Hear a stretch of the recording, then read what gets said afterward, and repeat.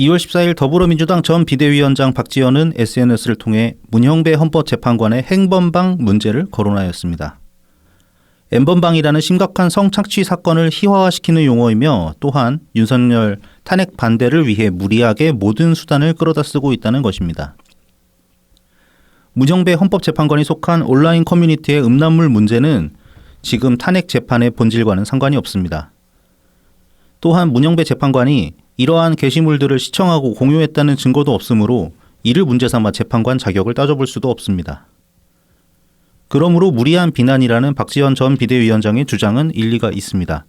하지만 이와 별개로 문형배 헌법재판관을 비판하는 사람들을 탄핵 반대파로 규정짓는 것에는 동의할 수 없습니다. 사상 초유의 비상계엄은 명분도 절차적 정당성도 갖추지 못한 것으로 보입니다. 그러므로 비상계엄령을 선포한 대통령 윤석열에 대한 탄핵 처분은 합당합니다. 또한 탄핵 결정도 절차적 정당성을 갖추었을 때 비로소 권위를 가질 수 있습니다. 문형배를 비롯한 헌법재판관들과 헌법재판소를 비판하는 사람들 중에 졸속으로 진행 중인 탄핵 재판을 지적하며 이러한 절차적 정당성 문제를 제기하는 탄핵 찬성파들도 곧 존재합니다. 탄핵 인용이라는 결론에 이르렀을 때 발생할 혼란이 최소화되길 바라기 때문입니다. 지금의 파시즘 광풍은 세상을 적과 악운으로만 구분짓는 이분법적 사고방식에서 비롯되었습니다. 이러한 이분법적 세계관 위에 음모론이 더해진 결과입니다.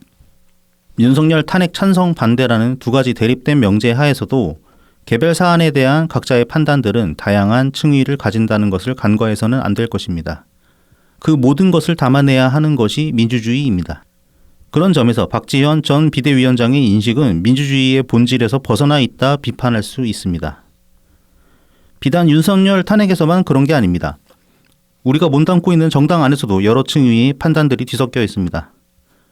각자의 판단들을 존중하되 공통의 목표를 위해 소통하여 합의점을 찾아내지 못한 채 단지 리더십에만 의존하게 된다면 지금의 혼란을 헤쳐나갈 길을 열기란 쉽지 않을 것입니다. 안녕하세요. 오늘은 2월 15일 토요일입니다. 저는 나이브TV 블랙하우 BC입니다. 네, 호구맨입니다. 참 혼란한 좀 많이 번잡스럽고 그런 토요일입니다. 오늘 이제 지금 광주에서 지금 금남로에 집결하고 있다는데 탄핵 찬성파 반대파 집회가 그래서 거기서 진짜로 좀 충돌이라도 일어날라는데 어쩔란지 잘 모르겠어요. 의도적으로 그렇게 맞불 집회라고 지금 사람들 모으고 있는 것 같긴 한데 그리고 이제 그 와중에 지금 이제 2시 지났으니까 시작했겠구나. 상주에서는 이제 연 대표님 그 토크 콘서트가 지금 진행되고 있습니다. 제7공화국 관련한 그 라이브로 봤어야 되는데 집에 가서 이제 녹화로 봐야겠네요, 우리는. 네. 아무튼 이제 이번 주 초에 그 토론회에서 기조연설로 이제 말씀하셨던 내용들을 풀어서 토크 콘서트를 하시지 않을까 싶은데 자세한 것들은 집에 가서 확인해보고 또 다음 주에 또 다뤄봐야겠지. 똑같지 않겠습니까? 근데 거기다가 이제 뭔가 또 조금씩 살을 붙여 나가지 않을까 그런 생각도 듭니다. 자, 이제 이게 또 어제 나온 기사들 골때려가지고 2월 11일 날 이제 그 백봉신사당이라고 원래 그 국회의원들한테 주는 당 있잖아요. 네, 있죠. 26kg 맞았다고 하는데 백봉신사당 수상자가 이제 2월 11일 날 발표가 됐다고 해요. 백봉신사 재단인지 어쩐지 거기서. 그래서 대상이 우원식입니다. 그렇다 칩시다. 그리고 이제 베스트 10 그래서 이제 기사에서 가나다 순으로 이제 나열해놨는데 박정, 박홍근, 이재명, 이준석, 장동욱, 전재수, 정성호, 주호영, 추경호 이렇게 이제 10명이 베스트 10에 들어간다고 합니다. 백봉신사상 기준이 뭔지 잘 모르겠어. 비싼 옷 입으면 주는 건가?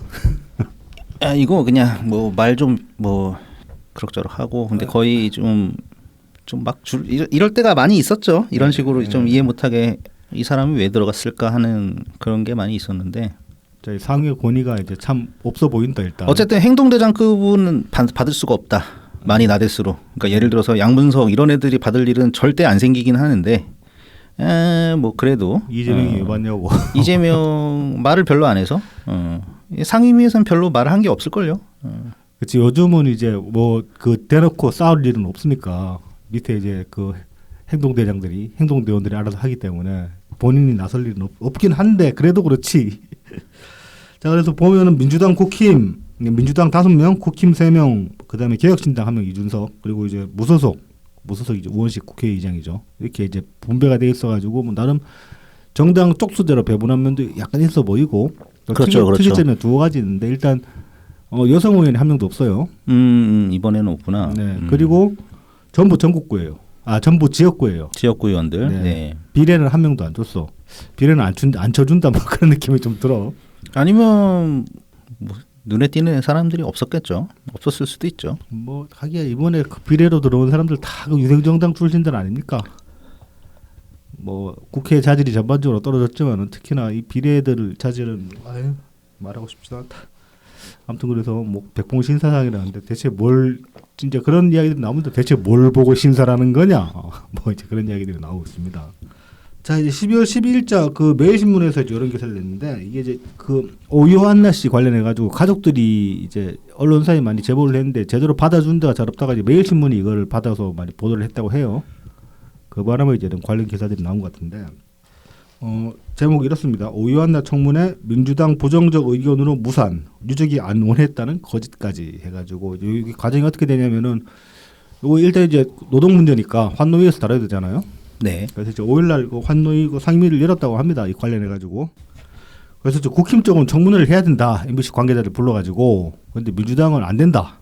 계속 이제 버팅겨가지고 버팅기면서 한다는 소리가 유족 측이 청문회를 원하지 않는 것으로 알고 있다. 이렇게 이제 변명을 내놨어요. 그래서 이제 매일신문이 유족 측에다가 연락을 해서 확인을 해보니까 금시초문이다. 민주당한테 연락 온 적도 없다. 이렇게 답변을 했다고 합니다. 그리고 결국 환노위에서 이제 민주당이 계속 틀어막아가지고 청문회는 무산이 되고 대신에 이제 그 현안 질의를 하기로 했다 그러는데 이게 이제 무슨 차이냐면 청문회는 관계자를 직접 불러가지고 이 경우는 MBC 관계자를 불러가지고 국회에 불러가지고 이제 물어본 게 청문회고 현안 질의는 관계자를 부른 게 아니라 해당 정부 부처 관계자를 불러가지고 뭐 이런저런 이제 뭐 질답을 한 게 그 현안 질의라고 합니다. 그러니까 이 경우에 이제 뭐 노동부 관계자가 되겠죠. 참 의미가 없어요 이런 식으로 하면은.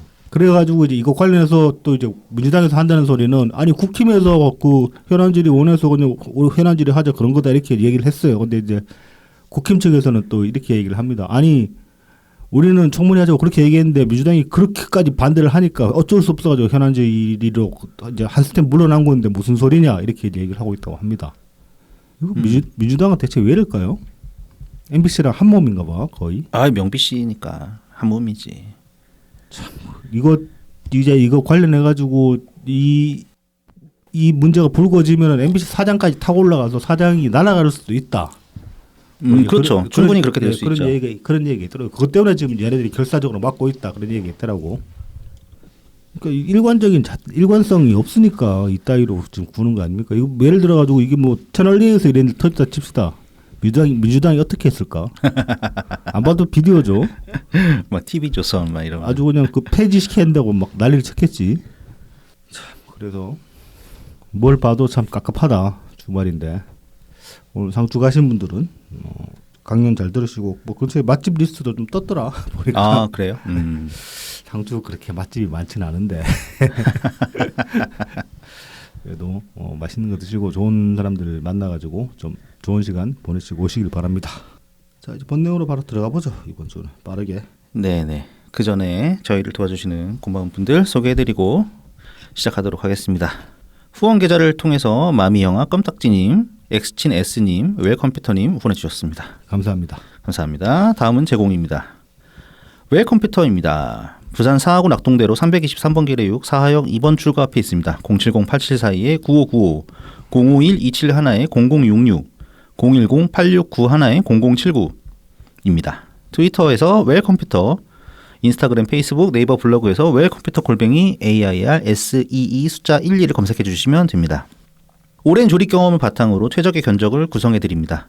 가성비 좋은 사무용부터 게이밍, 딥러닝용 같은 최고 사양의 PC까지 조립해 드리고 있습니다. 단화와 최저가 가격으로 만나보는 웰컴퓨터 견적을 지금 바로 확인해 보세요. 전국 어디서든 AS가 필요하시면 연락 주시기 바랍니다. 안전한 배송에 사용하는 웰컴퓨터의 배송 박스를 미리 보내드립니다. 문제가 생긴 컴퓨터를 웰컴퓨터의 배송 박스에 넣어서 보내주시면 웰컴퓨터의 서비스를 전국 어디에서도 편하게 받으실 수가 있습니다. 유튜브 웰컴퓨터 채널을 통해서 연락을 주시면 사은품도 별도로 챙겨드리니까 꼭 말씀해 주시기 바랍니다. 다음은 달품 농장입니다. 트위터 달품운동장 골뱅이 DALPUMEUN, 인스타그램 달품운동장 _ 농사짓는 문파 골뱅이 DALPUM 숫자 1입니다. 청란, 청개육부터 친환경 우렁이쌀, 그리고 고춧가루, 참기름, 들기름, 서리태콩, 찰, 옥수수까지 다양하게 준비되어 있습니다. 달품은 농장에서 건강한 우리 농산물로 건강한 밥상을 준비하시기 바랍니다. 마지막으로 라만까까입니다. 네이버 스마트 스토어에서 라만까까를 검색해 주세요. 머랭쿠키, 오란땅, 마들렌, 곡물쿠키, 구운 찰떡, 호두강정, 에그타르트, 소금빵. 생강청 끝났습니까? 아니 몰라. 모른가? 그냥 계절 상품이라서 일단 봄이 다가오니까. 아, 그렇군요. 그래서 확인을 못했습니다 제가. 아, 네네네. 생강청 있으면은 생강청도 많은 구매 부탁드립니다. 네, 겨울이 아직 조금 남았으니까요. 네. 겨울은 뭐 어중간하게 길게 갈 거야. 한 4월 달까지. 방심하면 감기 걸리는 그런 시즌이 다가오기 때문에. 자, 그래서 라만까까에게도 많은 성원을 부탁드리겠습니다. 이제 지역 상품권이나 기본소득 광풍이라고 제가 이제 소제목을 붙여봤는데 요 이제 관련 뉴스들을 좀 모아봤습니다. 뭐 주초였죠 이제 13일이니까 목요일이죠. 목요일 날 이제 민주당이 슈퍼 추경안을 내놨어요. 34.7조 원 규모. 추경안 꽤 크지. 엄청 큰 거죠. 네네. 네. 이 중에 이제 민생 회복 관련 항목이 23.5조, 그러니까 23조 5천억, 그리고 경제 성장 항목이 11조 2천억. 네네. 명목으로 이제 편성이 돼 있고, 이 중에 이제 우리가 좀 살펴봐야 될 부분은 소비 진작 명목으로 이제 편성된 17조 원입니다. 4대 패키지라고 이제 그렇게 이제 부르고 있는데, 이제 그 중에서 가장 규모가 큰 게 이제 민생 회복 소비 쿠폰 13조 1천억입니다. 네네. 이게 이제 내용이 뭐냐면은 지금 제목은 소비 쿠폰이라고 붙여놨잖아요. 네. 이 제목은 1인당 25만 원 지역 상품권 지급. 그러니까 얘네 왜 또 진짜로 단 한 번도 쓰지 않던 소비 쿠폰이라는 말을 가지고 왔지? 이게 예전에 그 저기 뭐야 지역 상품권의 용어가 그 많이 널리 쓰이기 전에 그때 이제 소비 쿠폰이라는 용어를 썼었죠. 그때 이제 대표적으로 보면 일본에서 이렇게 민생 지원 차원에서 소비 쿠폰 뿌리고 그런 그 정책들을 소개를 하면서 그때 소비 쿠폰이라는 용어를 썼었는데 아마도 이게 지역 상품권 혹은 얘네들이 미는 지역 화폐라는 이 용어가 너무 남발되다 보니까 좀 뭐라고 할까 거부감을 줄이기 위해서 의도적으로 지역 소비 쿠폰이라는 용어를 여기다 집어넣지 않았나 그런 생각이 듭니다. 자, 부정적이라는 거는 이제 인식을 하는 건가? 아니면 괜히 그냥 부자 몸조심하는 건가? 참 알 수가 없네요. 아무튼 이제 일단 1인당 25만 원 전 국민한테 지급을 하는 게 골자고, 그리고 추가로 이제 기초생활 수급자, 네. 수급자의 차상위 계층까지, 그리고 또 이제 한부모 가정까지 포함해서 여기 해당되는 분들에게는 10만 원 추가로 지급한다 이런 내용입니다. 네네. 그 이제 앞서 이제 소비 쿠폰 말씀을 하셨는데 이래도 골 때리는 게 그거 아닙니까? 우리는 이제 지역 상품권이라고 부르는데 지금 거의 지역 화폐라는 용어가 굳어졌어요 사실상 언론에서. 심지어 문재인 대통령도 한겨레 인터뷰에서 지역 화폐라는 표현을 쓰시던데 네. 이제 대통령 아니시라 이건가 싶기도 하고 그렇더라고요. 그래서 언제는 화폐라면서 왜 여긴 또 쿠폰이야? 일관성이라도 있어야 될 거 아닙니까? 뭐 불리하면 쿠폰이고 유리하면 화폐야. 에휴, 일단 좀 짜증이 나고. 그리고 두 번째 이제 상생 소비 캐시백 2조 4천억. 이거는 뭐냐면 대형마트 등을 제외한 뭐 이제 이른바 이제 골목 상권 뭐 영역이라고 할 수 있죠. 그런 가게에서 개인 카드 지출액 합계가 작년보다 3% 이상 증가하면은 10%의 캐시백을 지급한다고 합니다. 지급하는 정책이라고 합니다. 네네네. 이게 옛날에 네. 그 홍남기 부총리 시절 때 그 2차 민생 지원금 줄 때 이거 가지고 민주당이 홍남기 부총리 진짜 개같이 욕했었거든요. 돈 안 뿌리고 이런 거 한다 그러더라고요. 네, 상위 12%는 왜 이걸로 하냐? 네. 카드사 특혜 주는 거냐? 네. 이런 얘기 했었단 말이에요. 그냥 100% 다 전 국민에게 지역 상품권을 지급해라. 막 그랬었단 말이지. 근데 이번에 얘네가 하네. 그러니까 당시에 홍남기 부총리 안은 상당히 일리가 있었던 게 일단 상위 12%를 제외하고 돈을 뿌린다고 그러면은 뭐 이제 사실 그 커트라인을 좀 더 낮춰야 된다는 게 제 생각이긴 합니다만, 그런데 이제 하도 민주당에서 지랄하니까 88%잖아요. 그렇죠. 88%까지 올린 거잖아. 근데 어찌됐건 간에 이렇게 차등을 줘가지고 제일 부자들은 돈 안 주고 돈 쓰면은 돌려줄게라고 이렇게 정책을 내는 건 저는 이건 괜찮은 정책이라고 생각하거든요. 그러니까 이제 그런 식으로 맞물리게 돌아가게 설계를 한다 그러면은 왜냐하면은 이 상생 소비 캐시백이라는 건 결국 돈을 많이 쓰면 쓸수록 이득이라는 거 아닙니까? 네네. 근데 이제 애초에 지역 상품권을 뿌리는 거는 돈이 없어서 쓸 돈이 없는 사람들한테 뿌려야지 효과가 있는 거잖아요. 근데 그죠? 이것도 이제 이거잖아요. 그러니까 조건이 작년보다 네. 3% 이상 카드 지출액 합계가 늘어나면은 10%의 캐시백을 지급한다는 건데 그렇죠. 약간 이제 리미트가 있겠죠. 그러니까 쓴다고 쓰는 족족 다 주는 건 아니고. 근데 이거 맥시멈까지 채워서 쓸 사람도 많지 않을 수도 있다는 거지. 그가 맥시멈을 그렇게 많이 안 할 거야 아마 그거. 근데 2.4점은 적은 규모가 아닌데 일단. 근데 이거 전 국민 대상이잖아요. 네. 그러니까. 나는 이거 못 받아. 네네. 나는 있는 족족 그냥 마트 가서 장보기 바쁜 사람이기 때문에. 자, 그래서 뭐 이제 앞서 말씀 지금 이제 다시 얘기로 돌아오면 홍익 부총리가 설계한 거는 나름의 일리가 있습니다. 충분히. 그러니까 돈 많은 사람들은 돈 쓰면 이익 가는 구조로 설계를 해주고 돈 없는 사람들은 쓸 돈을 주겠다. 이거는 뭐 사실 충분히 논리적으로 합당한 논리가 되잖아요. 근데 지금 민주당 하는 짓은 소비 쿠폰도 다 그러니까 지역 상품권도 다 뿌리고 이 캐시백도 다 뿌린다. 이거는 뭐 이렇게 논리적으로 타당한 명분을 찾을 수가 없어요. 명분을 찾기는 어렵고 이제 그 이재명의 갈팡질팡 행보에 정확하게 부합하죠. 그냥 네. 다 갖다 붙인 그런 꼬라지가 되는 거죠. 네네네. 그 흥묘백묘에서 뭐 그래 이것도 갖고 오고 저것도 갖고 와서 돈만 다 뿌려. 그러니까 요거 두 개 중에 하나만 하면은 그래도 뭐 그런 것도 할 수 있거든요. 이를테면 뭐 지역 상품권만 뿌린다든지 아니면 캐시백 정책만 시행을 한다든지 그러면은 뭐 그러려니 하겠는데 이런 식으로 하는 거는 맥락을 못 찾겠어. 나는 왜 이러는지. 이거 두 개 같이 한다는 거는. 그리고 이제 세 번째 이게 이제 그 8대 분야 할인 쿠폰 소비 바우처 사업 여기 이제 5천억이 편성되어 있는데 이거는 뭐냐면은 숙박, 관광, 공연, 영화, 전시, 체육, 외식, 농수산물 8대 분야의 할인 쿠폰을 제공하는 정책인데 이것도 말이 안 됩니다. 왜냐하면 이것도 원래 코시국대 했던 거잖아요. 요 해당 카테고리에 들어가는 요 8대 분야는 코시국대 자가 격리 풀렸을 때. 네, 그러니까 자가 격리 조치 들어가면서 심각하게 타격을 받았던 분야들이어서 이때 이제 이렇게 할인 쿠폰을 풍부했단 말이죠. 근데 지금 이러는 거는 아무런 맥락이 없어요.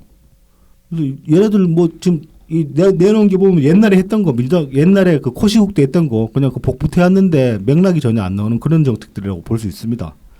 그리고 여기다가 지역 상품권 인센티브 10% 지원 예산을 2조 원으로 또 편성을 다시 해놨습니다. 낑까 넣은 거죠.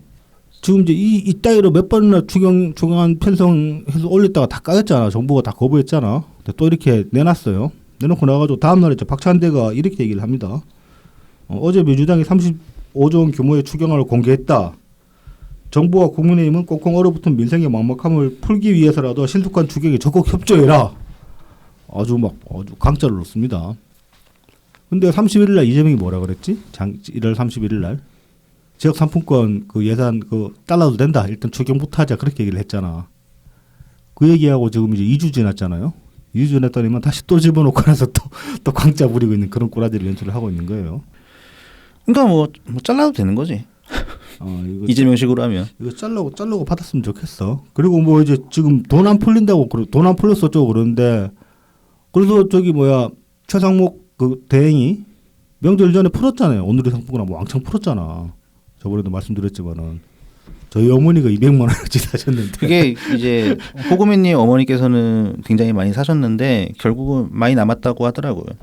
그렇죠. 뭐 직접 이렇게 그런 식으로 지급을 하면은 좀 사람들이 그러니까 홍보가 안 된 면이 많아 보이더라고. 일단 보니까 잘 몰라.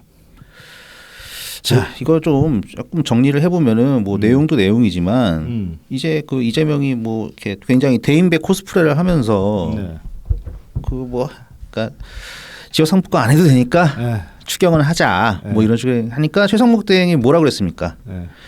여야정의 합의체에 들고 와라. 네. 거기서 얘기하자. 네. 했더니 거기서 얘기를 한 게 아니라 이거는 그냥 자 얘다 받아라 그렇죠. 하고 던진 거야. 네. 자기들끼리 짜가지고 또 집어 던져놓고 받으라 그래. 그러고 있는 거죠. 야 너네 우리는 지역 상품권 좋아하는데 너네 이런 거 좋아하지 않냐? 야 이거 그냥 받아. 하고서 그냥 던진 거야. 너네 이런 거 좋아하지. 정말 좋아하는지도 몰라. 무슨 생각을 가졌는지. 근데 그냥 냅다 던지고 받으라고. 야 이거는 싸가지 없는 거죠. 그리고 이 편성된 항목들도 명분도 없고 사실상 이런 식으로 짤 필요가 없는 것들을 막 다 때려 넣은 그런 느낌이죠. 마치 뭐 뭐 어떤 걸 좋아할지 몰라서 다 준비했어 그러고 막 라면 끓이는데 막 라면 떡도 넣고 계란도 넣고 파도 넣고 여기까지는 괜찮지. 근데 막 여기다가 만두 넣고 뭐 이것저것 다 집어넣으면 국물 쫄고 막 라면 팅팅 부고 맛 없어지잖아. 라면이 아닌 게 돼버리지. 이제 거의 이제 죽 돼버리잖아. 그렇죠. 그 꾸라지라고 볼 수 있습니다. 이 예산은. 자 그리고 이런 와중에 좀 호남이 진짜로 이건 지역이 썩어간다는 저는 그런 느낌을 받거든요. 지금 호남 지역에 이제 이 민생지원금 명목으로 돈 뿌리는 게 상당히 지금 지역민들이 맞들여버린 그런 느낌이 듭니다. 이 관련 기사들을 모아봤는데 일단 이제 10일자 기사를 봅시다. 전남 시군마다 민생경제회복 지원금 제각각 도 역할론 주목 그래가지고 지금 이제 그 전남도 같은 경우에 10개 지역에서 지금 이제 민생지원금을 지급을 하고 나머지 이제 12개 시군은 또 없어요 지원금이. 네네. 10개 지역이 대략 이제 10만 원에서 50만 원 사이로 이제 또 편차가 있습니다 지역마다. 네. 그러니까 이제 도의회에서 이런 소리 나온 거예요. 상대적 박탈감 있다. 지급하려면 뭐 다 지급해야 되는 거 아니냐 그런 소리를 내기 시작했어요. 근데 이제 일단 10일 날은 도청 측에서는 일단 뭐 재정 여건도 다르고 뭐 법적 근거도 없다. 뭐 이렇게 일축을 하긴 했는데 12일 날 이제 여기 김영록이죠 도지사. 네네. 김영록이 이제 뭐 도민 1인당 50만 원 에너지 기본소득 지급을 추진하겠다라고 또 발표를 했어요. 이 양반 지금 이제 이번에 대선 출마 선언했잖아. 아 그렇죠. 네네. 그리고 얼마 전부터 이제 계속 좀 어그로 끌만한 그런 말들을 하고 있는데 사실 김영록이 출마한다고 해서 당선될 가능성은 없잖아요. 100% 없잖아. 그렇죠. 지금 대략 한 두 가지 정도 포석으로 보이는데 체급 키우기 일단 그리고 이제 좀 눈에 띄어가지고 다음 내년이죠 지선이. 네 내년이요. 내년 지선에도 다시 공천 받으려고. 그거죠. 뭐 이거 가지고 체급이 어떻게 큽니까? 아니 그래도 이제 전국구로 좀 이름은 좀 알려지니까 하기에 따라서. 아무튼 이제 일하는 지금 일하는 것 같은데 이 에너지 기본소득 몇 번 깠었잖아 우리 방송에서. 네네. 최근에 이제 어저께 이제 유튜브에서 이제 강원 메일이었나 거기서 나온 기사를 하나를 봤는데 강원도 같은 경우 이제 산지에 강원도는 아직도 산에 사람 안 살고 뭐 그냥 나무만 있는 빈 땅들이 꽤 있거든요. 그런데 외풍이 굉장히 심하게 부니까 특히 이제 동해안 쪽으로 넘어가면 바람 장난 아니게 부니까 그렇죠. 네네. 그쪽에다 이제 풍력 발전기를 많이 설치를 했단 말입니다. 그런데 이제 이것들이 관리가 제대로 안 되고 하다 보니까 좀 망가진 것들이 꽤 있는데 수리를 포기를 했다고 합니다. 뭐 새로 사는 게 더 싼 수준인 거야. 수리비가 너무 비싸가지고 수리할 엄두가 안 난다. 뭐 이렇게 돼가지고 지금 풍력 발전기라고 설치해놨는데 몇 년 지나고 났더니면은 뭐 한 절반 이상이 그렇게 제대로 가동이 안 되는 그런 지경이 이르렀다고 합니다. 그러니까 이런 사례에서 알 수 있는 게 뭐냐? 지금 이제 뭐 예전에도 신재생 에너지 관련해서 말씀드린 적이 있는 것 같긴 한데. 신재생 에너지라는 게 설치만 하고 끝나는 게 아니죠. 우리 일반적으로 그냥 막연하게 생각하기로는 태양광 발전기 설치해 놓으면 그냥 전기 나올 것 같잖아. 근데 실제로는 안 그렇단 말이죠. 사람이 만든 거건 뭐 자연이 만든 것이건 네. 다 관리가 그렇죠. 필요합니다. 일단 수명이 있고 그 다음에 뭐 이렇게 중간중간에 고장난 데 없는지 계속 들여다봐야 되고 고장나면 즉각 고쳐야 되고 고장이 안 나더라도 한 번씩 또 메인터넌스를 해줘야 되는 거잖아요. 이제 그런 점에서 보면 저는 늘상 생각하는 게 참 냉장고 같은 기계들 있잖아요. 네. 그거 정말 엄청난 기술의 산물이다 그렇게 생각하거든. 왜냐하면 안 쉬고 돌아가잖아 몇십 년을.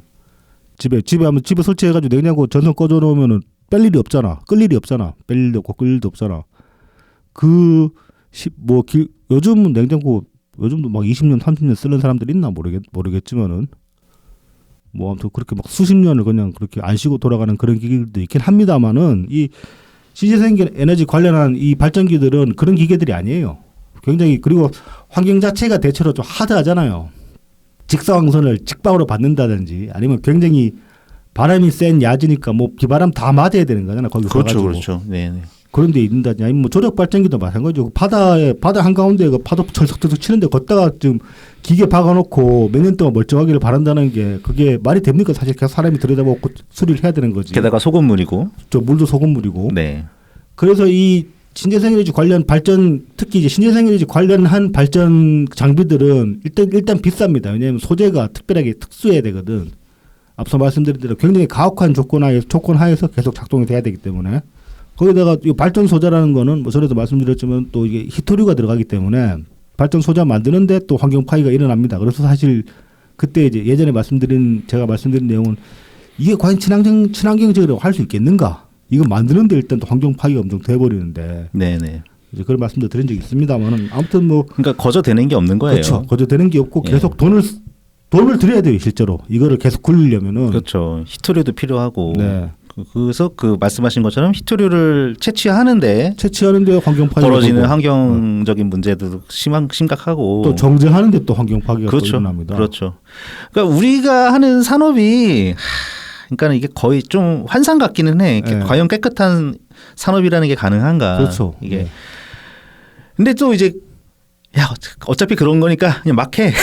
이럴 수는 또 없으니까. 이게 뭐 그런 거죠. 지금 같은 경우 히토류 같은 경우는 그런 건 그렇게 말을 할 수는 있지. 그래도 지금 온실가스가 더 치명적이기 때문에 일단 뭐 중금속 같은 거로 좀 환경이 파괴되는 걸 감수하더라도 온실가스를 막아야 된다. 뭐 이제 그런 식으로 얘기를 할 수 있는 거죠. 그래서 사실 저는 이 뭐 신재생 에너지 자체를 반대하는 게 아니라 여기서 나오는 적어도 지금까지 현재까지 기술 수준으로는 이걸로 막 그 굉장히 뭐 기한이 그러니까 반영구적인 장비를 만들어낼 만한 기술도 없고 그리고 지금 정부 지원금 없으면 여기서 제대로 수익 난다고 볼 수 없어요 사실. 그렇죠. 아직까지. 당연하죠. 예. 네. 예. 그러니까 지금은 여기서 생산되는 돈들은 그러니까 여기서 창출되는 가치들은 재투자를 해야 된다. 다른 데 쓸 생각하지 말고. 그렇죠. 재투자가 많이 필요하죠. 뭐 이제 장비 유지 보수에도 들어가야 되고 그다음에 기술 개발에 계속 돈 집어넣어야 돼요 이거는. 그럼요. 네. 애초에 그러려고 정부에서 지원금을 줘가지고 이 산업을 키우려고 한 건데 이게 그러니까는 태양광 발전, 그러니까 태양 전지를 이용한 네네. 태양광 발전만 해도 제가 연구할 때도 당연히 그랬지만 이게 잠깐 이게 경제성이 있다라고 한 게 이제 이게 정말 효율 자체가 조금씩 계속 올라오고 있었거든요. 네네. 효율이 올라오고 있었던 것도 있지만 그 중간중간에 유가 폭등.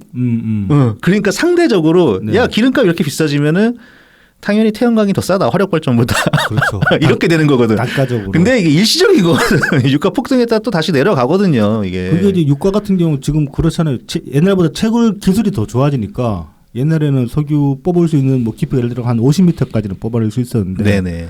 기술이 좋아지니까 60m, 70m, 뭐 100m, 200m 계속 더 깊이 내려가면서 석유 지금 매장량이 점점 늘어나요. 지구의 석유 매장량이 그렇죠. 네네. 더 깊이 들어가게 돼요. 그러니까는 그 미국의 수많은 셰일가스 그렇죠. 회사들이 네. 생겼다가 사우디에서 짜증나가지고 한번 네. 죽어봐라 하고서 석유 막 뽑아내 그렇죠. 버리니까는 그렇죠. 다 죽어버렸잖아. 뭐 아무튼 뭐 그래서 석유에 대한 어떤 가격 경쟁력 가기도 힘들고 사실상 네. 아직까지는. 네. 그러면 여기 나온 돈은 계속 재투자를 해야 된단 말입니다. 근데 지금 김영록 같은 경우도 정신 나간 소리를 하고 있는 거예요. 50만 원씩 뿌리겠다고. 그러니까 이게 그런 것들이 잘 고려된 액수인지 그리고 그러니까 신한군이 그걸 하잖아. 햇빛연금. 그렇죠. 신한군이 했죠. 햇빛연금하고 이제 햇빛 아동수당인가 이게 또 있어요. 아이들한테 지급되는. 그러니까 그 신한군에 설치된 태양 발전에서 걷어들이는 수익을 가지고 그 네. 지역 주민들한테 내두는 것들이 있는데 연간 이제 100만 원 왔다 갔다 하는 그런 네. 액수였죠. 그렇죠. 그 정도 액수인데 이게 전라남도가 전부 신안군처럼 뭘 하고 있는 게 아니잖아 아직. 그렇죠. 그렇죠. 뭐라도 깔아놓고 하던가. 물론 이제 전라도 쪽에 이렇게 저희 전북 순창이 이제 저희 할아버지 산소 있는데 네네. 거기 가다 보면은 뭐 툭하면 나오긴 해요. 그 태양광 패널들이 네. 예, 시골에 많이 설치해놨어요. 그러니까 네네. 보조금 주고 하니까. 네. 근데 그게 이렇게 전 도민에게 뭐 아마 1년 50만 원일 것 같은데 네. 50만 원이라고 하지만 네. 그 정도 줄 수 있는 그 수준이 되냐? 정신 나간 짓이야. 아마 안 될 것 같은데. 그러면은 그거 맞춘다고 뭐 싸구려 중국산 사다가 쫙 깔아놓고 뭐 하려고? 그거 하면 한 1, 2년도 못 써. 그렇게 해버리면. 그러니까 이거 중국만 논하는 거야. 그렇죠. 우리나라 지금 안 그래도 문재인 정부만의 탓이 아니고 거의 뭐 사실 막 태양광 갑자기 막 깔아놓은 거 박근혜 정부에서 더 많이 깔았다고 하는데 네. 그러니까는 그 이전에 그러니까 꼭 네. 어느 정부라고 딱 꼬집기 전에 네. 그냥 이전 정부에서 벌어졌던 그런 친환경 에너지 사업이 문제가 됐던 게 그냥 일단 성과 아니면 덩치 부풀리게 보여주기식으로만 해가지고 그냥 값싼 중국산으로 다 깔아놨어요. 그래서 국내 산업에는 별로 특별히 도움될 게 그렇죠. 없었어요. 그렇죠. 왜냐하면 중국산 그냥 사다가 깔았으니까. 그리고 이제 그 점에서는 문재인 정부도 비판을 받아야 됩니다. 어떤 점에서 비판을 받아야 되냐면 뭐 그렇게 해서 더 키웠다 그게 아니라 애초에 이제 국내 산업, 국내 어떤 기술 개발이나 산업 확장에 그동안 정부들이 해온 정책들이 도움이 안 됐다라고 판단이 된다면은 거기서 제동을 걸고 방향을 다르게 틀었어야 되는 거죠. 예를 들어 중국산 수입하면 우리 보조금 안 준다. 뭐 디테일을 좀 더 강화했어야지. 뭐 국산 써라. 그렇게 얘기를 했어야 되는데 그런 걸 안 했잖아. 이건 결국 그냥 인기 영합 정책이라고 말할 수 있는 거예요. 그런 것들은. 그렇죠. 하는 걸 안 해버리면 욕 먹으니까 하는 신용만 하자 이렇게 되는 거죠. 게다가 뭐 그 유명한 회사 있잖아. 에디슨 모터스. 걔네 같은 경우도 그러면 에디슨 모터스. 에디슨 모터스가 이제 본격적으로 유명해진 거는 사실 그 쌍용 자동차 인수에 끼어들었다가 이제 그렇죠. 택도 없는 회사의 실체가 드러났지. 네, 회사의 실체가 이제 뿌록 나버렸죠. 그때 당시에 서울 시내버스 에디슨 모터스 차량이 굉장히 많았어요. 그 중국산 들여와가지고. 그러니까 조립만 하는 거지. 가조립한 거 들여와가지고 약간 디테일 더 붙여가지고 마치 자기들이 생산한 것처럼. 그러니까 말이에요. 그러니까 이게 국산 차량이 아니었어 결과적으로 중국 차였지. 그렇죠. 에디슨 모터스가. 그거 그냥 그래도 그런 큰 사고 없이 굴러가는 게 신기한. 근데 그것도 걔네 그 생산 라인 할 때 무슨 상생형 일자리식으로 해가지고 정부 보조금 많이 들어갔어요. 걔네 그 공장 라인 그렇죠. 해주는데 그 전남 맞지? 전남 그 호남 쪽이었어 아무튼. 호남 쪽이었어요. 호남 쪽이었고 그러면서 이제 그 부지 임대료 이런 것도 많이 혜택을 주고 지자체에서 그런 식으로 정말 많은 그 도움을 받아서 우리의 세금이 많이 투입된 회사란 말이야. 회사였는데 실제가 그런 거였어. 그러니까 이게 짜치죠. 이게 그러니까 정작 우리의 대한민국 안에 친환경 에너지 산업에 대한 기여는 별로 없었다는 거야. 그렇습니다. 그 엄청 막대한 세금이 들어가는데. 그 적폐청산이라는 게 별게 아니에요. 이런 것들이에요. 이런 것들. 사실 적폐청산을 하려면은 사실은 욕먹을 각오를 굉장히 많이 해야 되는 것이었는데 뭐 지난 정부를 좀 돌아보면은 과연 그랬는가라는 생각이 좀 들긴 합니다.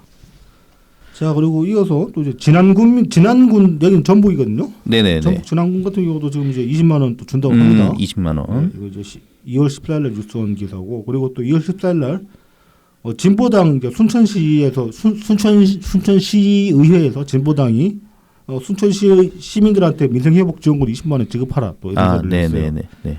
지금 호남 지역입니다, 이게 전부 다 전남, 전북.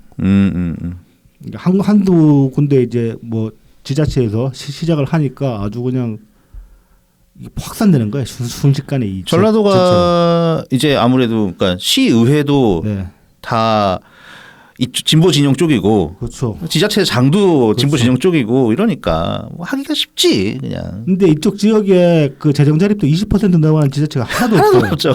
광주도 20% 안 돼요. 그리고 상당 지역이 그 인구 소멸 지역일 거고. 그렇죠. 에이구. 진보당이 순천시 이야기하면서도 뭐 진안군 같은데 이야기하면서 진안이 뭐 7% 재정 자립도 7점 몇 %인데도 주는데.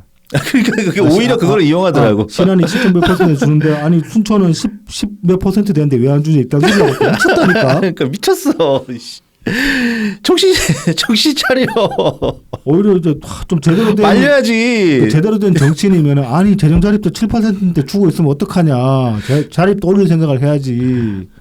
그러니까는 선 넘는 걸 수도 있지만 진안군을 말려야지. 그렇지. 그러니까 신안군을 말려야지. 신안군을. 아니 그 좀 뭐 한 짓이냐고 그렇게 하면 안 된다. 그렇게 말리든가 아니면은 좀 신안군이 저런데 좀 위험하다. 우리라도 정신 차려가지고 자립 어떻게 재정 자립도 올려서 복지를 확충할 방법을 찾자고 그렇게 얘기를 해야 되는 거지. 그러니까 막 주니까 물꼬가 터진 거예요. 근데 이게 지금 근데 주긴 줘야 되거든. 그러니까 결국은 그 지역 격차를 줄이기 위해서는 어려운 데다가 돈을 투입하는 건 맞아. 그것까지는 그렇죠. 맞아. 그렇죠. 그것까지는 맞죠. 근데 이런 식으로 쓰이면 안 되는 거지.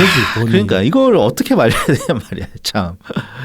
자, 그런데 지금 내년에 이제 지선이 있단 말입니다. 네네. 이 광풍이 전국적으로 확산되지 않을 거라는 보장을 못 해요. 그러니까 말이지. 좀 물꼬를 터버렸기 때문에.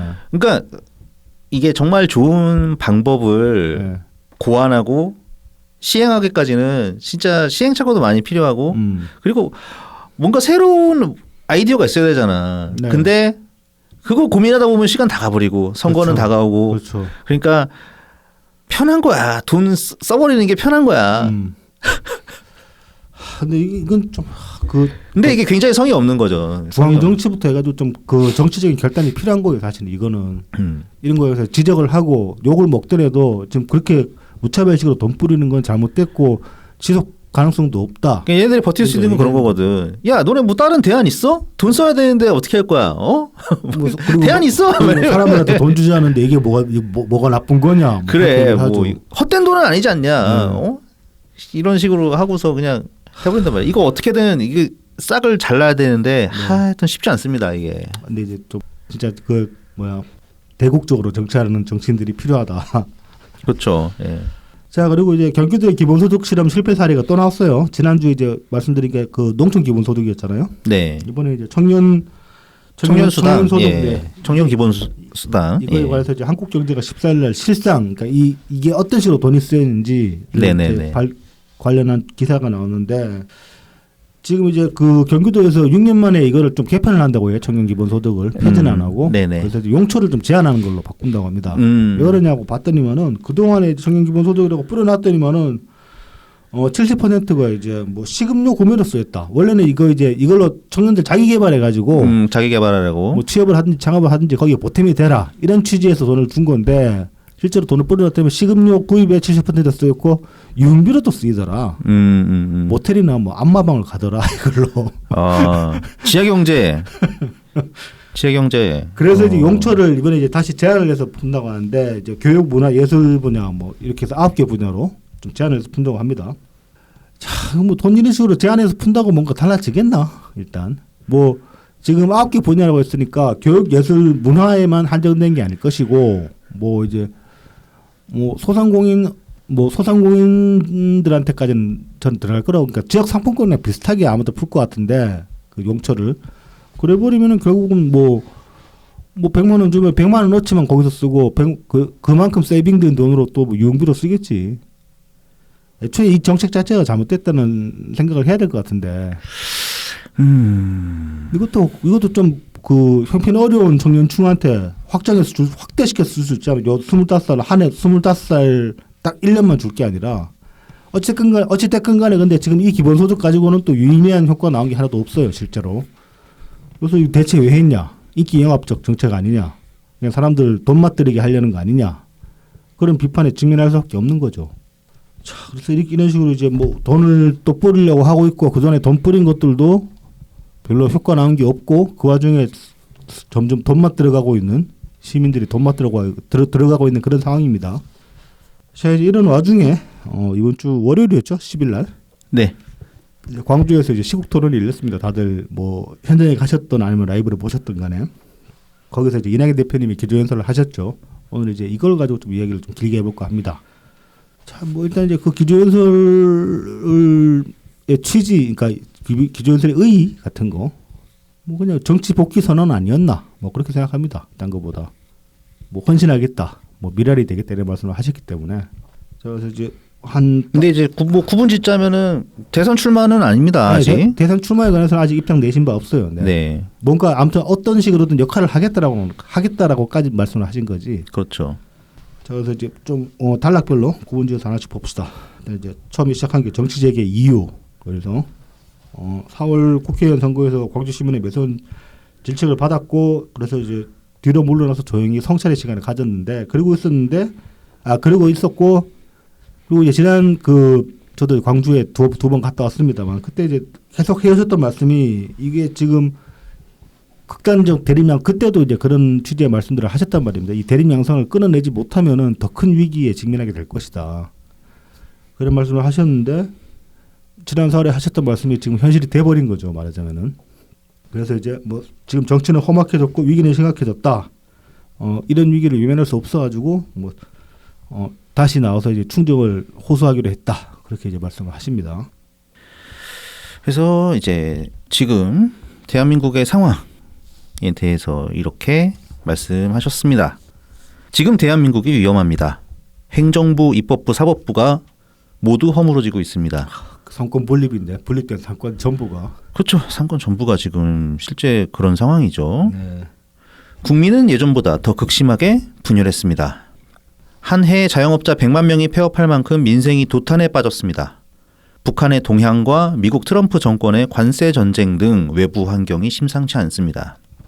한류로 쌓아올린 국가 이미지가 계엄으로 무너졌습니다. 그렇게 총체적 위기가 몰려왔습니다. 그런데도 지금 우리는 위기에 대처하기는커녕 정치로 내전을 치르고 있습니다. 위기는 이렇게 왔습니다. 이 지금 현 상황에 대해서 이제 뭐 다들 충분히 알고 계시고 피부로 느끼고 계신 바지만은 이제 이런 식으로 하나씩 짚어가지고 좀 우리도 생각을 정리해볼 말하자면 계기가 되는 거죠. 또 지금 이 현실이 어떤지 좀 더 정리해서 감명하게 이제 이해하는 받아들이는데 뭐 도움이 되지 않을까 그런 생각을 해봅니다. 그래서 이제 지금 위기는 어떻게 왔는가에 관해서 이제 5가지 정도로 나눠가지고 말씀을 하셨어요. 그래서 위기 이유 5가지로 이렇게 했는데 일단은 정부 행정부의 파탄입니다. 네. 그래서 지금 윤석열 정부에서는 쓸데없는 이념 논쟁 그리고 외교에서의 부적절한 언동을 하고 그다음에 불안정한 국정 운영 위기 대처를 제대로 하지 못했고 이게 이제 이태원 참사 같은 그런 일들이 되겠죠. 일단 이제 이념 논쟁하면은 뭐 종북 좌파 이런 얘기를 대통령이 대놓고 했으니까 다시 그러니까 반국가 세력이라는 이름으로 조금 네. 네이밍이 바뀌었죠. 네. 그러면서 자유민주주의의 깃발을 갑자기 또 드높이 그렇죠. 들기 시작했습니다. 그리고 또 이제 전혀 뭐 결과적으로 아무것도 바뀐 것도 없이 논란만 일으키는 뭐 홍범도 장군 그 동상 철거 그렇죠. 사건. 네네. 그래서 굉장히 상징적인 사건이죠. 네. 네.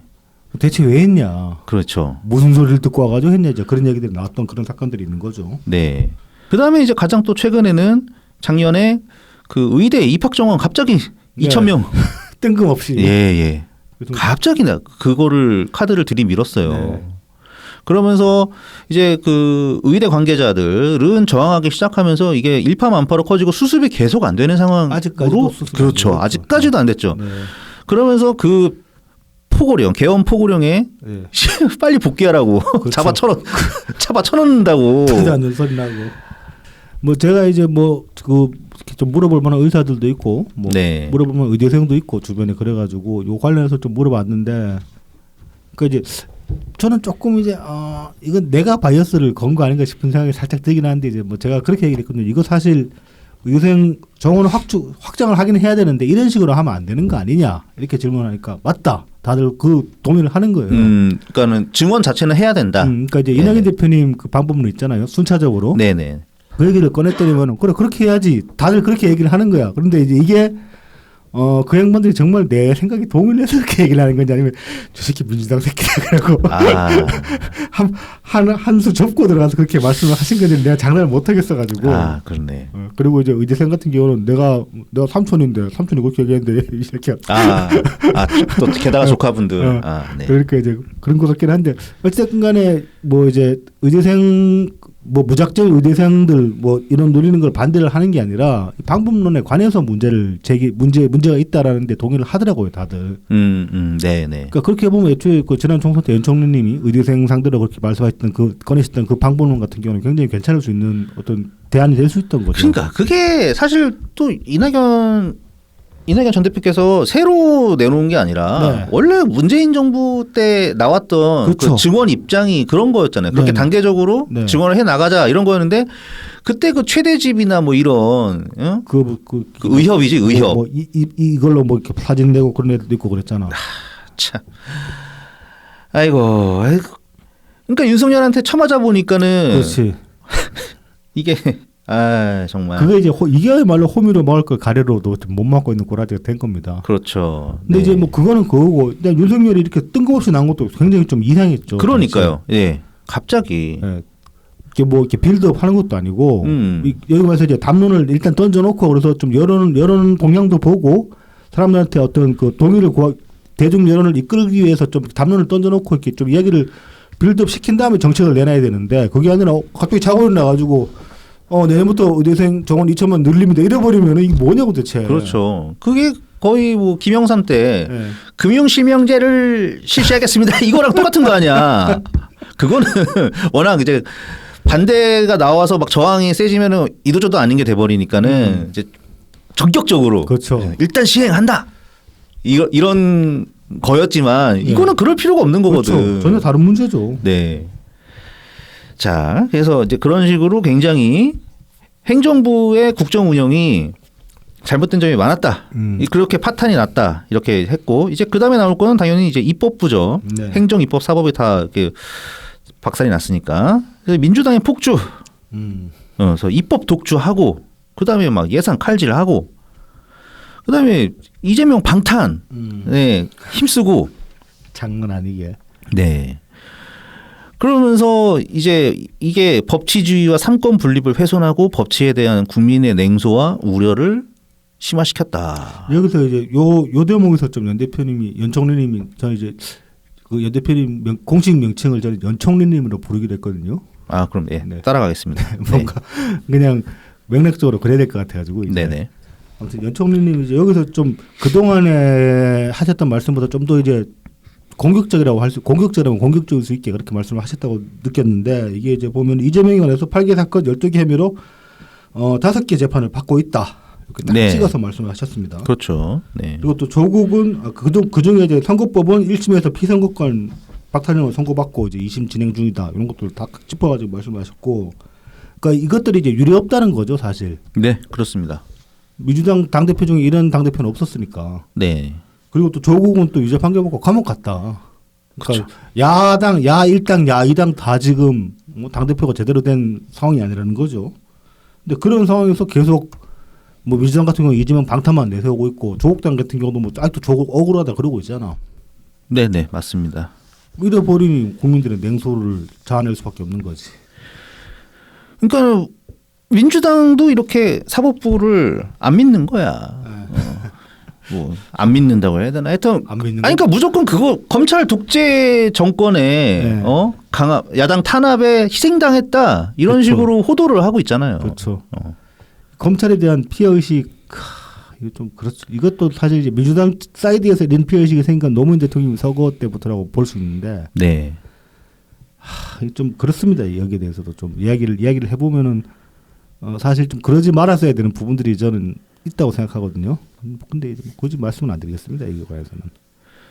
자, 그래서 이런 입법부와 행정부의 결과는 결국 권력 충돌이죠. 이게 그렇죠. 이제 이낙연 총리님이 말씀하신 위기 이후 세 번째입니다. 네. 권력 충돌. 강하게 이제 세게 부딪혔죠. 그래서 막 줄탄핵 네. 이게 나오고 그 다음에 윤석열 대통령은 줄 거부. 그렇죠. 예, 제2요구권을 계속. 법안 던지는 족죠. 네네. 근데 사실은 뭐 이제 굳이 뭐 편들고 싶은 건 아니지만 제가 생각하기에 굳이 비교하자면 윤석열의 줄거부 쪽이 좀 더 명분이 있습니다. 이게 뭐 여야 협의해서 올라오는 법안들이 하나도 없으니까. 그렇죠. 그러니까 국민의힘을 완전히 패싱하고. 그렇죠. 네. 숫자가 되니까 네. 그냥 뭐 상임위에서도 그냥 다수로 올려버리고 네. 본회의로 올려버리고 그다음 본회의에서도 그냥 통과시켜버리고. 뭐 예를 들어 민주당이 통과시키려고 하는 법안이 10개 있으면은 그리고 이제 그것들이 그 10개들이 다 국힘이나 충돌되는 법안이라고 치면은 한 7대3 정도로라도 양보를 해가면서 조율을 맞춰가지고 뭐 아니면 중재안을 따른다든지 네네. 그렇게 갔어야 되는데 그런 것들이 거의 없으니까 이건 사실 뭐 저는 윤석열 대통령 거부권을 이렇게 남발한 게 모양새는 굉장히 안 좋지만은 그리고 비판할 여지도 충분하지만은 굳이 비교하자면은 민주당 쪽이 좀 더 폐악질을 많이 저질렀다 뭐 그렇게 생각은 됩니다. 줄탄핵이 좀 더 거칠었죠. 네. 네, 그건 맞아요. 왜냐하면 뭘 잘못을 저지르기도 전에 탄핵당해버리고 이진수 꼴랑 이틀이라고. 그러니까 검찰은 검찰은 뭐 그 이재명 재판이랑 관련됐다고 그렇죠. 이재명 수사하다가 다 탄핵당했으니까 이상한 거 꼬투리 잡아가지고 그 상당수는 진짜 많이 돌아왔어요. 그냥 기각돼가지고 한 90% 넘지 않나 거의? 예. 제대로 탄핵된 사람 거의 없지 않나? 없지 않아요. 심지어 그 이상민 행안부 장관도 갔다가 다시 돌아왔어. 그렇지. 그러니까 무능할 수는 있는데 근데 이제 거기서 괜히 돌아왔다가 계엄이나 쳐맞고 그렇지. 돌아오지 말 걸 그냥 탄핵이나 당할 걸 이럴 수도 있어. 이래면 팔자 좀 꼬이긴 했다 그러고. 팔자 더럽죠. 그 양반도 고등학교 선배 잘만 만나가지고. 연총리님도 이 연설에서 이렇게 말씀하십니다. 뭐 이제 비상기업 선포 이후를 윤 대통령은 거대 야당에 잇따른 탄핵과 입법 및 예산의 폭주로 국정수행이 어렵기 때문이라고 주장했습니다. 분명히 계엄은 윤 대통령의 망상과 오판에서 비롯된 중대 실책입니다. 그럼에도 불구하고 거대 야당의 집요한 압박이 윤 대통령의 비상시적 심리 상태를 더욱 악화시킬 수 있습니다. 정확히 동의합니다. 네. 예. 그러니까 이유는 그럴 수 있지만 그래 많이 힘들었겠지. 하지만 야 근데 계엄이 답이냐? 이 멍청아? 이럴 그렇죠, 수밖에 없는 거지. 또 빡친 걸 이해한다니까. 충분히 민주당 횡포인 거 맞아. 그거 동의할 수 있어. 근데 그렇다고 그걸 계엄으로 풀려고 그래. 그러니까 여기서 참 그 답이 안 나오는 거지. 탄핵 당해야 되는 거지. 네. 대통령 씩이나 돼가지고 이런다는 거는. 자 이제 네 번째 이유 사법부 불신으로 넘어가 보죠. 네. 네.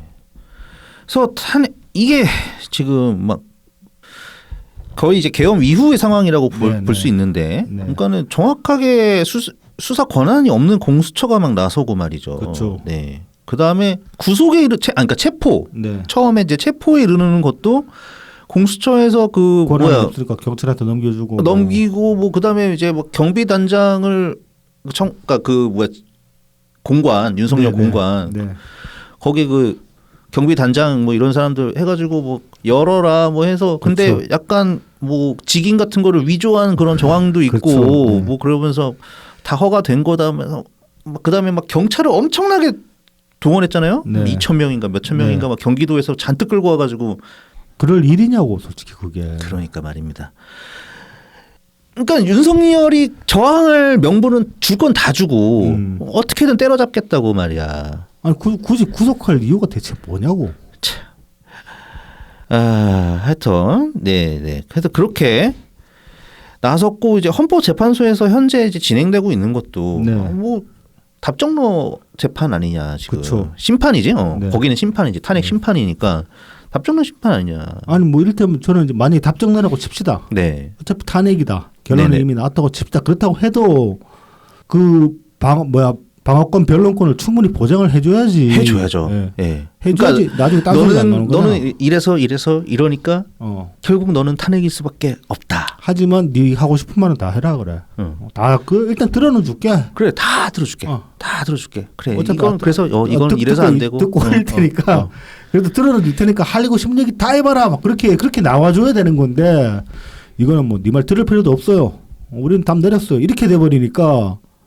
그래서 헌법재판소는 원래 이제 존재감이 별로 없는데 이런 탄핵 같은 큰 일이 있을 때라던가 그렇죠. 아니면 예전에 그 행정수도 이전 뭐 하여튼 이런 그러니까 중대 사안의 어떤 헌법 소원이 있을 때 주목을 받는데 그래서 존재감이 좀 없다 보니까 사실 그 불신에 대한 정도가 그렇게 높아질 일도 없어요. 그렇죠. 사실 없는데 이번에는 상당히 올라왔다. 40%가 넘는 국민이 좀 신뢰하지 못하겠다고 또 응답하는 숫자가 많이 늘었어요. 최근 여론조사들을 보면. 오차 범위 내에 접근해가지고 또 수준까지 가지 않았나? 거의 그러니까 50대 50 비슷하게 갔죠. 그래서 굉장히 안타까운 일이고 그리고 이제 이거 짚으셨네요. 이낙연 전 총리께서. 이것도 되게 공격적인. 상당히 공격적인 거죠. 네. 그러니까 이 사법부 불신 시작.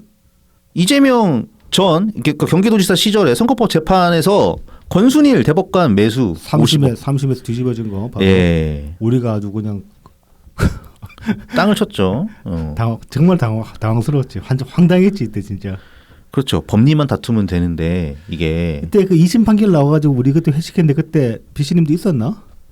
그때는 없었는데 2심 유죄 받고 그 전에 있었지. 광화문에 있었죠. 저 있었죠. 그때 광화문에서 우리 그 호프집에서 술 먹었지. 치킨집에서 같이 먹었지. 네. 은근히 우리 그때 같이 방송할 때도 아니었는데 그래도 은근히 자주 봤네. 그렇죠. 그때만 해도 참 이제 확정됐다 거의 그렇게 생각을 했는데 왜냐하면 법리적으로도 문제가 없고 증거도 워낙 명백한 사건이었기 때문에 근데 3심에서 어이없게 뒤집혔으니까. 네. 그 주옥 같은 진짜 그 김영수가 김영수 대법원장이 그걸 얘기할 때 정말 황당했죠.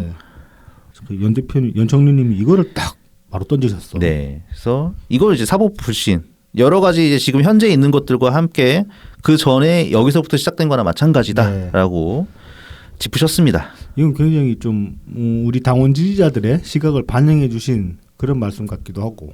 네. 왜냐면 이 사건은 우리나 그때 제대로 이제 좀 깊게 들여다봤지 일반적으로는 그렇게 많이 알려진 사건이 아니잖아요. 이 네, 자체가. 그렇죠, 그렇죠. 그냥 이재명 무죄 받았구나 이렇게 되는 거지. 그러면서 오히려 이제 검찰이 이제 머쓱해지는. 그래서 검찰이 정치 검찰짓 하다가 실패하는 거 아니냐. 그렇죠. 이런 식으로 얼마든지 포장될 수 있는 그렇죠. 그런 사건이었죠. 네. 자, 그래서 이러한 결과들로 결국은 이제 정치 양극화를 통해서 국민이 크게 분열됐습니다. 이거에 이제 이낙연 전 총리님께서 밝힌 지금 현재 대한민국의 위기 이후 5번째입니다. 네. 가장 결정적인 거라고 볼 수도 있죠. 그렇죠. 그런데 앞에 이렇게 행정부 박살나, 입법부 박살나, 사법부도 못 믿겠어. 이런 상황에 사실 국민이 어떤 식으로 분열되지 않을 수 있냐 이런 환경에서 그렇죠. 그것도 사실 맞습니다. 예. 근데 이제 국민이 만약에 그 통치 권력이 그 일괄적으로 저렇게 불신임을 받는 수준에 이르렀다 그러면은 그것 자체가 꼭 국민의 어떤 분열을 이야기하지는 않죠. 뭐 이제 분열을 하더라도 지금처럼 5대5로 쪼개지는 게 아니라 한 7대3이나 8대2 정도로 이렇게 해서 어떤 저항 쪽에 좀 더 무게가 실린다든지 그렇게 된 게 민주화 운동 시기 아닙니까 사실? 그렇죠, 그렇죠. 근데 지금은 정리가 되지. 예, 근데 지금 5대5지. 지금 그게 아니라는 예. 거죠. 왜냐하면 어느 진영이 위탁을 해도 진영이 위탁한 상태로 상대의 진영을 보면 저쪽이 정말 나쁜 새끼처럼 보이게 돼 있거든 구조 자체가. 뭐 4대 4대 3 이렇게 얘기할 수도 있겠지만 네. 관망하는 3과 그렇죠. 이제 서로 부딪히는 4와 4 네. 이런 식으로 얘기할 아니구나 4, 4면 2구나. 뭐 그렇게 얘기할 수도 있겠는데 어쨌든 그러니까 해결조차도 이제 더 어렵게 만들어지는 거야. 그렇죠. 왜냐면 국민이 분열했기 때문에 어느 네. 목소리를 따라가느냐. 지금 뭐 헌법재판소랑 똑같은 거지. 서로 그냥 눈치만 보고 있는 거죠. 그래서 이제 박근혜 대통령 탄핵 전국대를 이제 말씀을 하셨는데 이때만 해도 탄핵 찬성 쪽이 여론이 압도적으로 높았잖아요. 거의 한 2대8까지 갔던 걸로 기억하거든요. 네. 그래서 그때는 이제 박근혜 대통령을 뽑았거나 지지했던 사람들 중 상당수가 돌아섰다는 얘기죠. 그때는. 그랬었죠. 그래서 결국 이제 판결이 나오고 나서도 그렇게 큰 저항이 없었어요. 예, 그래서 판결 나고 이제 박근혜 대통령 파면되고 네. 그다음에 이제 야 대선으로 가자. 네. 대선 이제 알아서 다들 뽑았잖아. 비교적 스무스하게 넘어갔죠. 굉장히 스무스하게 넘어갔죠. 네. 근데 지금은 그런 상황을 기대하기 어렵다는 거죠. 오늘 당장 우리 녹음하고 있는 지금 이 시점에도 광주에서 좀 충돌이 일어날지 말지 모를 상황이잖아요. 그리고 이제 국민을 동원하는 정치가 내전을 계속하고 있다 이렇게 짚으셨습니다. 이것도 이제 굉장히 중요한 말씀이죠. 정치가 국민을 동원하고 있다. 자꾸 그러니까 국민 뒤에 숨으려고 그래. 국민을 앞세우면서. 근데 그 국민이 아니라 자기 지지자거든. 지지자를 자꾸 왜 국민으로 둔갑시키냐고. 그게 윤석열도 하고 민주당도 그렇죠. 하고 그게 다 그냥 자기네들 편의대로. 그러니까 이제 이번 계엄 탄핵 전국을 봐도 윤석열 뭐 감옥에서 낸 메시지조차 그렇잖아요. 뭐 지지 그 집회 나오신 분들 감사합니다. 예. 이재명은 계엄 때 라이브 켜가지고 국회로 나와주십시오. 네. 이게 지도자들이 할 소리입니까? 그 상황에서 둘 다 할 수 있는 얘기는 죄송합니다. 내가 알아서 하겠습니다. 집에서 안전하고 편안하게 계십시오라고 얘기한 게 이게 지도자 아닙니까? 지도자라면 이래야 되는 거 아닙니까? 근데 그 양 진영의 지도자 모두 그런 소리 내는 인간이 하나가 없어. 그러니까 이제 전 총리님 말씀대로 정치가 국민을 동원하고 있는 거예요. 이거는 크게 잘못된 거죠. 이렇게 되면 안 되는 거죠. 네네. 국민이 정치를 불러내야지 정치가 어떻게 국민들을 동원해가지고 앞잡이로 세울 생각을 하냐고. 옛날에는 정치 깡패 사다가 이 짓을 했는데 그렇죠. 이건 정치 깡패 살 필요가 없어. 그럼요. 유튜버들이 잘 구슬려가지고 움직이게 막 불러내 이렇게. 그래서 이러한 위기는 갑자기 생긴 게 아니다. 네. 그동안에 계속 쌓여왔던 게 있는 거죠. 맞아요. 그러니까 언제나 큰 위기는 갑자기 오는 법은 잘 없어요. 스택이 쌓여왔던 거지. 그동안에. 그리고 갑자기 특히나 외부적인 요인에 의해서 갑자기 큰 위기가 다가올 때도 있는데 그런 경우에는 또 생각보다 원인이 간단해지면 이제 해결도 좀 간단한 경우가 많이 있습니다. 네. 근데 이거는 켜켜이 쌓여오던 것이 한 번에 터져나간 것이나 마찬가지이기 때문에 이게 쉽지가 않습니다. 그리고 이제 윤 총리님이 진단하신 것 중에 이제 좀 더 이제 그 기간을 좁혀서 포커스를 좁혀서 윤석열 취임 이후에 그 기간으로 본다면은 이제 뭐 이재명 사법 리스크를 민주당은 호도를 하고 있고 네. 이제 국힘은 또 이제 계엄 전국 이르러 가지고 윤석열 계엄을 또 두둔하고 있잖아요. 그렇죠, 그렇죠. 이 두 개가 이제 충돌을 하니까. 그러니까 서로 그러니까는 거울이야 거울. 네. 서로가 서로의 거울. 네.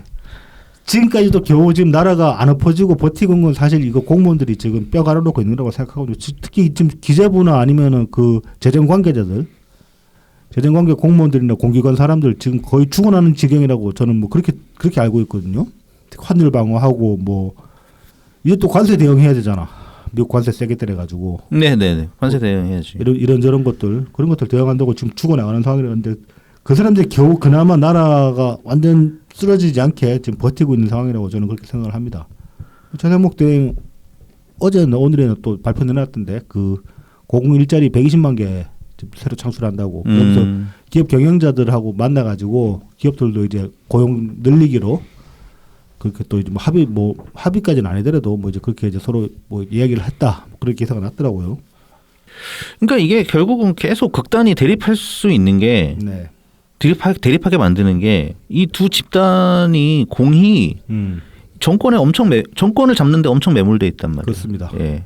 여당이 되기 위한. 네. 그래서 이 극단 대립 계속 되돌이표로 다가온 겁니다. 이게 그리고 이제 정치보복 프레임이라는 게 생겨났잖아요. 그렇죠. 근데 지금 꼬라지 보면은 이게 좀 누가 돼도 해. 네, 만약에 이제 국힘에서 다음 주자로 누구를 내세울지는 모르겠는데 다시 이제 윤석열, 이재명 그 지난 대선 구도로 돌아가서 보면은 둘 중에 누가 대통령이 되든 간에 나머지 하나는 감옥 갈 구도였어요. 네네네. 그렇죠. 윤석열은 본인은 아니더라도 김건희가 감옥 갈 구도였단 말이에요. 뭐 그럴 사실. 수도 있었지. 예. 예. 그래서 거의 그냥 사생결단 할 수밖에 없어. 둘은 선거를 통해서 네. 치면은 이거 감옥 가게 생겼는데 그렇게 되는 거야. 근데 그거를 정치 보복으로 포장을 한 거예요, 말하자면. 그렇죠, 그렇죠. 예. 근데 거기에 이 파시즘에 쩔어버린 이 지지자 당원 지지자들 따라가가지고 그냥 그래 우리 편이 정의다 우리 편이 옳다라고 그렇게 해버리니까 답이 안 나는 거예요. 근데 이 상황이 해소가 되지를 못하고 있으니까 저쪽에서 그래서 이제 그 연총리님도 지금 상황에서 이제 해법을 윤석열 이재명 정치의 동반청산이 시대 정신이다. 네. 이렇게 말씀을 근데 하시는 이제 겁니다. 동반청산을 하기 위한 게 이게 뭐냐? 이게 개헌이란 말이죠. 그렇죠. 일단 시스템적으로. 네, 시스템적으로 개헌이 필요한 이유가 이게 그러니까는 일단 정권을 잡는데 혈안이 돼 있단 말이에요. 그러니까 앞서 말씀드렸다시피 정권을 못 잡으면 자기들이 죽을 판이니까. 그러니까. 감옥 가니까 진짜로. 예. 근데 이제 그 감옥 가는 게 정치 보복 때문에 가는 게 아니고 사실은 나쁜 짓을 했기 때문에 감옥을 가는 건데 이거를 정치 보복으로 포장을 해버리니까 또 지지자들은 거기에 그것 때문에 빡치는 거야. 그렇죠, 그렇죠. 그래서 더 과격해지고 네. 더 대립하게 되는 거지. 그러니까 윤석열도 대통령이고 이재명은 차기 대통령이 돼야 돼. 이런 구도니까. 네. 자, 그래서 87 체제 종식. 네. 예, 지금 이제 87년도 개헌해가지고 이제 6공화국이 탄생한 그거를 이제 마무리를 하고 네. 이제 7공화국으로 가야 되는데 네. 이 이낙연 전 총리께서는 이제 좀 그 책임 총리제 같은 대통령의 권한이 대폭 네네. 예 나누어진 그런 정치의 형태를 제시를 하셨는데 네. 문재인 대통령 최근 한겨레 인터뷰에서 보면 네. 다시 한번 4년 중임제를 적극적으로 네. 내세웠어요. 네. 책임 정치 구현을 위해서. 예. 자, 그 이유가 이겁니다. 그러니까는 권력을 남용했던 대통령은 전부 국민의힘 계열 대통령이었다. 사실상 대통령이 힘 먹여줬다. 나 대통령 때 마음대로 못했다. 마음대로 못했는데 이거 사고 치는 대통령들은 다 뭐 국민의힘 쪽 애들 아니냐. 그러니까는 이건 제도의 문제가 아니라 이거 인간 문제다.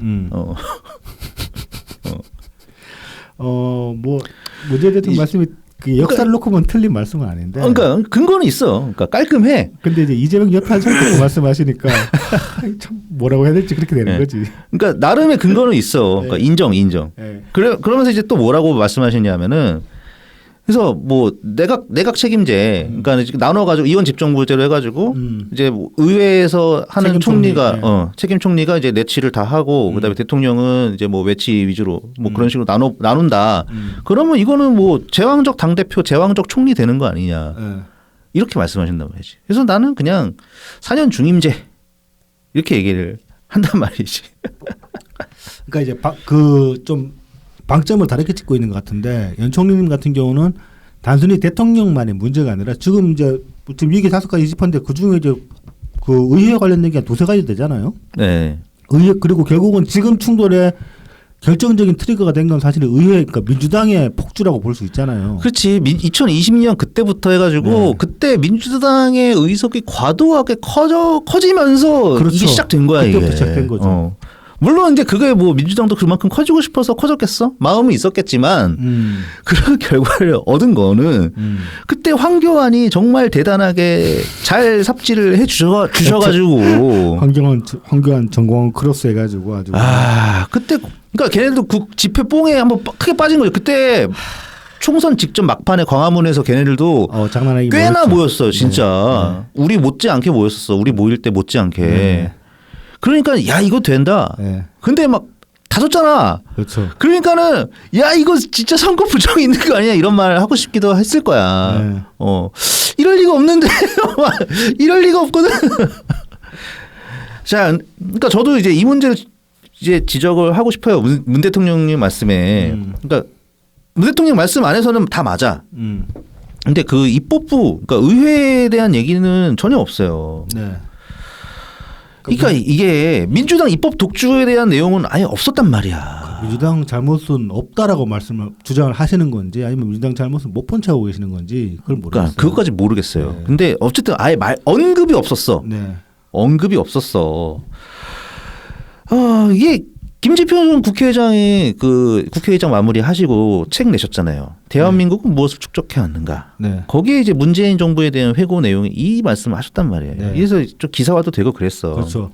법과 제도에 의해 절차적으로 완벽하게 완성된 세상 안에서 행동했다. 문재인 정부가. 그래서 주장과 행동 기저에 논리적 결함이 없었기에 타협도 양보도 없었지만 정치에서 이런 태도로 이룰 수 있는 것은 없다. 이렇게 썼단 말이야. 굉장히 지금 완곡하게 풀어서. 근데 이 문재인 대통령 한겨레 인터뷰에서 그게 너무 잘 드러나요. 네. 합의와 뭐가 없단 말이야. 네. 입법부에 그게 없는데 그거를 아무 말씀이 없으셔. 네. 그냥 상식적인 유승열 같은 또라이 말고 상식적인 대통령이 앉으면 그러면 괜찮아. 4년 중임제로 그 대신에 4년 중임제로 가면은 중간 평가가 있으니까는 네. 그래도 여론의 눈치를 볼 거고 네. 또라이 짓을 좀 덜 하겠지. 네. 상당히 좀 그러니까 제가 지금 보기에는 되게 나이브해 보여요. 그러니까 그 얘기 때 그러니까 그 4년 중임제 개헌하려고 했을 때 2019년인가 18년에 네. 그때도 그러니까 이렇게 말씀하셨거든. 네, 기억이 나더라고. 그런 식으로 이제 4년 중임제 해서 그때가 적기였어. 진짜 딱 2년에 한 번씩 총선 대선 이렇게 가고 중간에 이제 언젠가 사이에 그 지선이 들어오겠지. 네. 하여튼 딱 그 타이밍이었어요. 그러니까 네. 그 2018년인가 그때가. 그렇죠. 네. 그래서 그때가 정말 딱이긴 했었는데. 적기였죠. 네. 근데 이제 그러니까 그러니까 민주당 탄핵을 막 남발하고 막 예산도 하긴 했는데 불법은 없었어. 그래서 괜찮냐고 민주당이 한 짓이. 그렇죠. 그렇게 해서 국정이 원활하게 굴러갔느냐라는 걸 평가를 해야 되는 거죠. 그러니까 약간 좀 너무 윤석열 탓만 하는 것 같아. 네. 네. 그러니까 윤석열이 뭐 그래요. 뭐 국회에서 그러면은 어떻게든 받았어야지. 네. 막 그런 얘기를 하고 싶겠지. 근데 문 대통령님은 물론 참여정부 때는 이제 그 여소야대 네. 한동안 그러니까 네. 열린우리당이 갑자기 다수의석이 그렇죠. 되기 네. 전까지 한동안 여소야대를 경험을 하셨겠지만 본인 대통령 때는 여소야대는 아니었거든. 그렇죠. 처음에 여소야대였지. 그래도 일당은 민주당이었어. 네. 일당은 민주당이었고 2020년에 20대 총선 딱 지나니까는 갑자기 확 늘어가지고. 그렇죠. 다 뭐 그냥 뭐 그 이해찬이 태클 안 걸면 태클 들어올 일이 없었지 의회 쪽에서. 그렇죠. 그런 거였죠. 그러니까 김대표 의장님의 어떤 문재인 대통령에 대한 평가를 이제 다시 한번. 그러니까 다시 리마인드를 해보니까 이제 저는 그런 인물평이 좀 떠오르는데 문재인 대통령님에 대해서 뭐 본인 처신에 대해서는 거의 완벽하다. 그것뿐이다. 네. 굉장히 날카로운데 누가 했는지 모르겠지만. 이거는 이제 저는 이제 권순욱 기자의 어떤 인물평을 토대로 해가지고 사실 그렇구나. 그러니까 권순욱 기자의 인물평을 토대로 해서 제가 그동안에 생각했던 거를 정리를 한 겁니다. 그러니까 문 대통령님께서 네. 뭐 좀 몇 가지 유명한 일화들이 있잖아요. 네네. 그 참여정부 때 이제 비서실로 들어가게 되면서 네.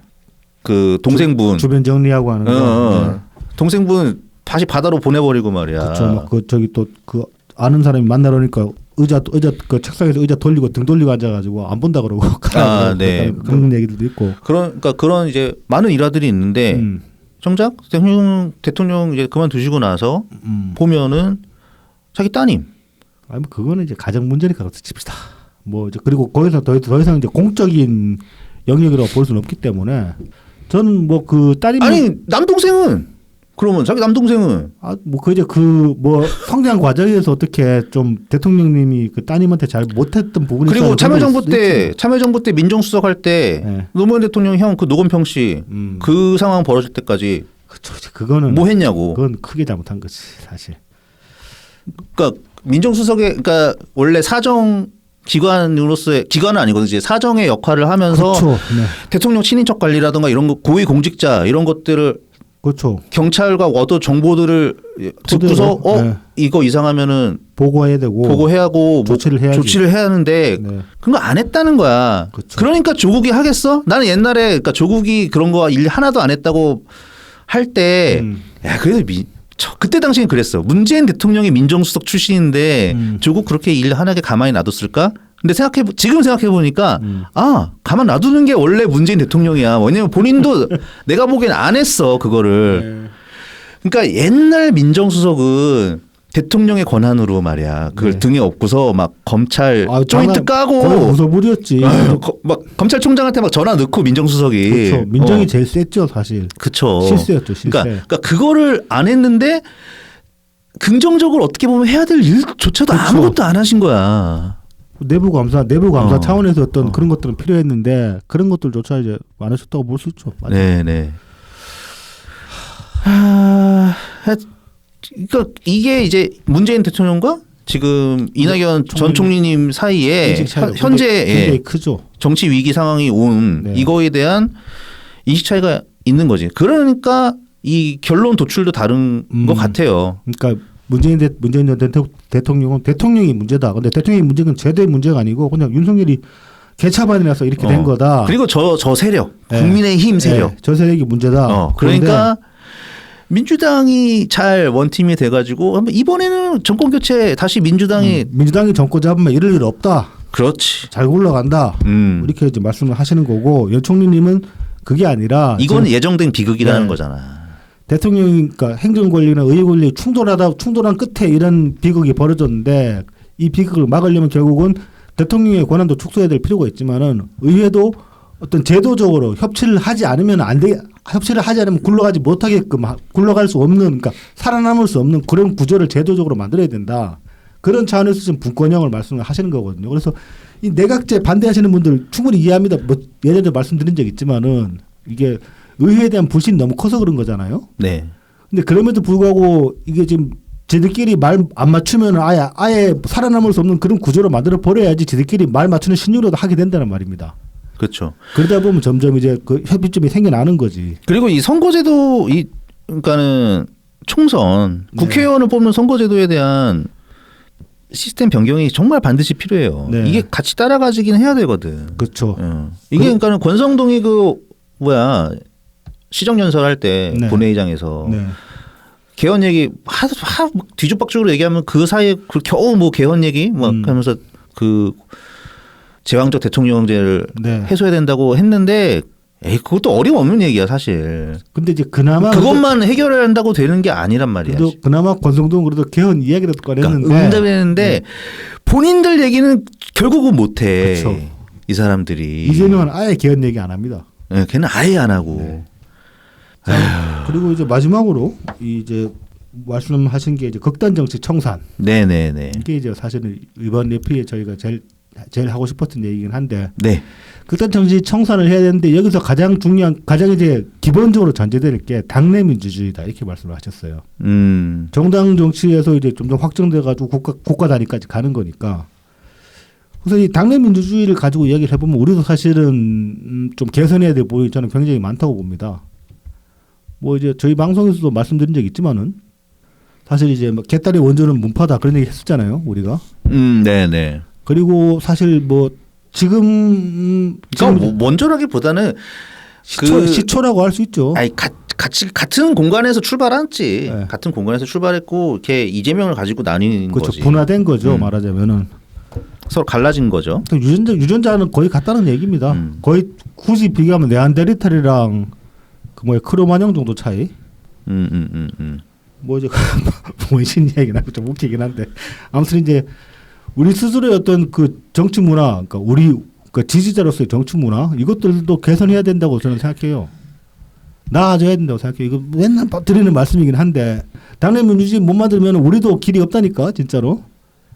근데 지금 시국이 점점 험해져 가고 그 와중에 이제 많은 분들이 의지하셨던 문재인 대통령께서 또 이제 저렇게 전혀 다른 모습 스탠스를 보이시니까 거기에서 또 혼란 느끼고 뭐 슬퍼하고 그런 것까지 실망하고 그런 것까지는 뭐 그럴 수 있는데 또 그것 때문에 생각 다른 걸로 또 싸우고 있단 말입니다. 아니 굉장히 이제 극단적으로 갈라지기도 하고 그런 모습들 보이는데 그런 것들이 어떤 당내 민주주의와는 굉장히 거리가 먼 그런 모습들 아닙니까? 하여튼 좀 대선이 이제 다가오면서 시끄러운 일들이 몇 가지 이렇게 생길 거리들이 아마 있을 텐데 계속 발생하죠 그런 것들은.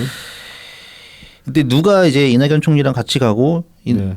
누가 이제 그냥 네. 포기하고 벗어날지 모르겠지만 어쨌든 끝까지 남으시는 분들일수록 더 안 싸우는 방향으로 그렇게 남아야지.